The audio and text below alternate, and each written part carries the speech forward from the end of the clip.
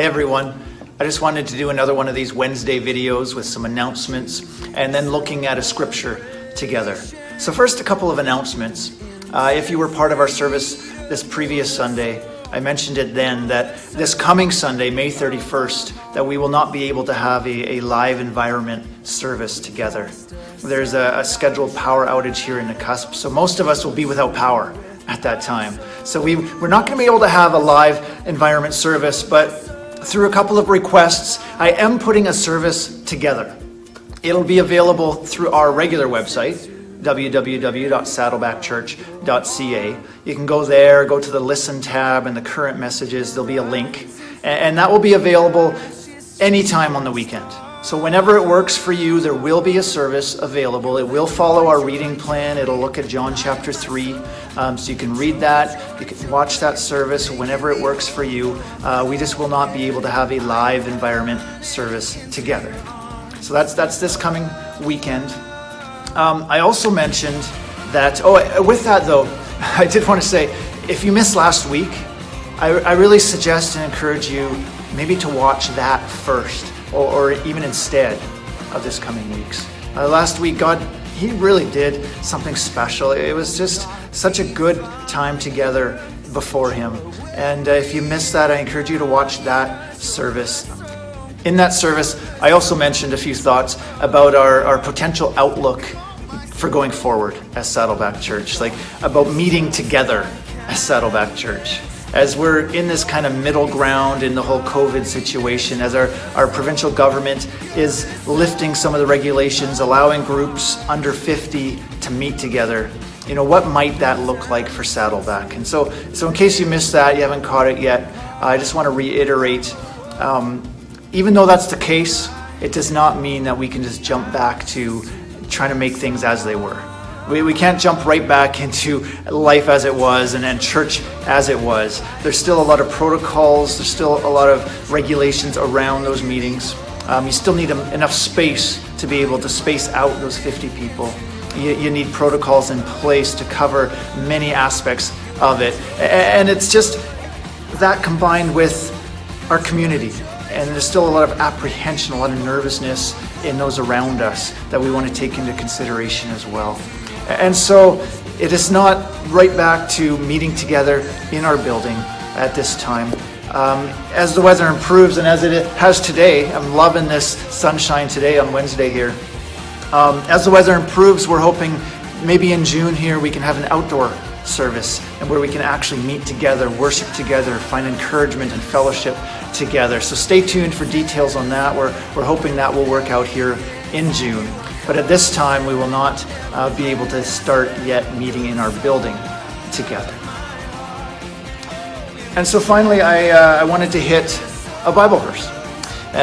We're in John chapter 3 this coming weekend. Like I said, this service will hit the beginning of John 3, but I wanted just to hit one verse to start with. And it's a good thing because I forgot to bring my Bible up here with me. But it's only one verse, so we should be okay. John chapter 3, verse 1. It said, "There was a Pharisee, a man named Nicodemus, who was a member of the Jewish ruling council, who went to see Jesus at night." And that line, this is the introductory sentence to the famous John chapter 3. Like John 3, think of John 3:16. It's probably the most well-known, the most well-used evangelism verse there is. The whole section here of John 3, it is the gospel in a nutshell. It is what John is presenting. It's got the truth about being born again by believing in Jesus. This is the gospel. And so it's such an important passage. And so this introductory sentence speaks volumes. Now, remember, John knows that the other gospels are already widely circulated, that the content in them is well known among those following or even looking into Jesus. And he knows what's in them. And so he knows in writing this that the Pharisees really have had a bad rap. The Pharisees, they've had a lot of negative press, right? They're a group of people, or that's a label of Pharisees or the ruling council. That's a label that really would have been distasteful to the Christian church. It's those following or even looking into the claims about Jesus. I mean, those were the people, that was the group that just opposed Jesus every step of the way, that were not interested in even considering what he said and interested in considering what God was doing or listening to God. They were more interested in keeping their power and keeping what they had going on and just coming against with everything they could. That was the Pharisees. These were the ones that eventually handed Jesus over to his death, to his crucifixion, rather than give up their own power. This was the Pharisees and the ruling council. So these are the titles. This is the label that the Christian church would have thought of here as they read. And so the fact that John couples his main message with this introductory line, there was a Pharisee, a member of the Jewish ruling council. And this is who Jesus spoke his gospel to. That says something. And then I couple that with the next section, John chapter 4. Remember, John chapter 4 is the woman at the well. So now we have Jesus moving on, going to speak to someone else, make time for someone else who is what? Well, she says she's had 5 failed marriages. She's currently in an illegitimate relationship, living with someone who's not her husband. She's someone who would not have been comfortable at a Jewish synagogue, which was the church of the time. She's not someone who would have walked into that place, and yet she's someone who was spiritual, right? She was interested, she was talking about spiritual things. Someone who was spiritual, but church, no thanks. Someone who is spiritual, but maybe more interested in that feel-good kind of spirituality. Something that works for me. You know, don't tell me about the Bible. Don't tell me about what God says. I'm just going to figure out this spirituality. You know, I just can't help but think of a lot of the society that we're surrounded by. A lot of maybe the New Age spiritualism that we see. Spiritualism that says just that. You know, no, yeah, I'm interested in spiritual things. No, I'm not interested in Jesus or the Bible or biblical truth. I just want to find my own truth.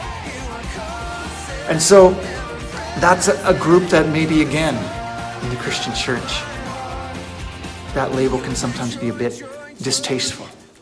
A bit of one where we back off. We say, yeah, I'm not so sure. It's just like the Pharisees, right? Those are not people that we're going to come open arms into. John chapter 3, verse 1, John chapter 4. The 2 groups of people. And so this is who John uses these interactions of Jesus to show Jesus teaching the gospel truth. And so that was just what came to me from this scripture this week, is, you know what? There's no label. There's no group of people. There's no classification. There's no type of people that are beyond the scope of the gospel, that are beyond the scope of our call to reach out with the gospel, to come and lovingly and respectfully tell and share the gospel with. John shows Jesus reaching out to these 2 groups who likely would have been very distasteful and hands-off to the Christian church of the time. And this is who he shows Jesus presenting the gospel to.